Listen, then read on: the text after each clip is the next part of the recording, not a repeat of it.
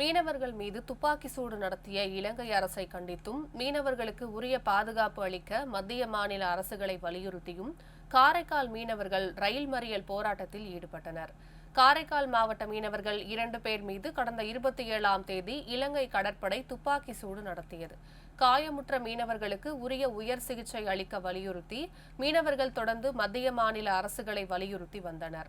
ஆனால் இதுகுறித்து எந்த நடவடிக்கையும் அரசு தரப்பில் எடுக்கப்படவில்லை.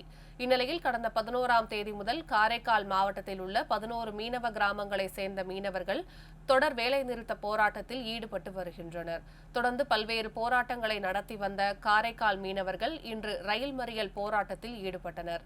சுமார் 500க்கும் மேற்பட்ட மீனவர்கள் ரயில் மறியல் போராட்டத்தில் ஈடுபட்டதால் காரைக்காலிலிருந்து தஞ்சாவூர் செல்லும் பாசஞ்சர் ரயில் 25 நிமிடங்களுக்கு மேலாக தாமதமாக சென்றது. ரயில் மறியல் போராட்டத்தின் போது மீனவர்களுக்கும் போலீசாருக்கும் இடையே வாக்குவாதம் ஏற்பட்டது.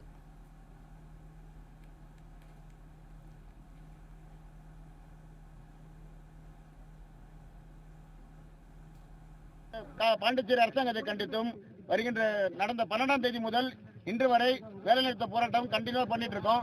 அதுல 14ஆம் தேதி கண்டன ஆர்ப்பாட்டம் நடத்தினோம். 15ஆம் தேதி விசைப்படகுல கருப்பு கொடி ஏந்தி கண்டன ஆர்ப்பாட்டம் நடத்தினோம். நேற்று இதுவரைக்கும் எங்களுக்கு அரசாங்கம் இதுவரைக்கும் எங்களை பேச்சுவார்த்தைக்கு வரல.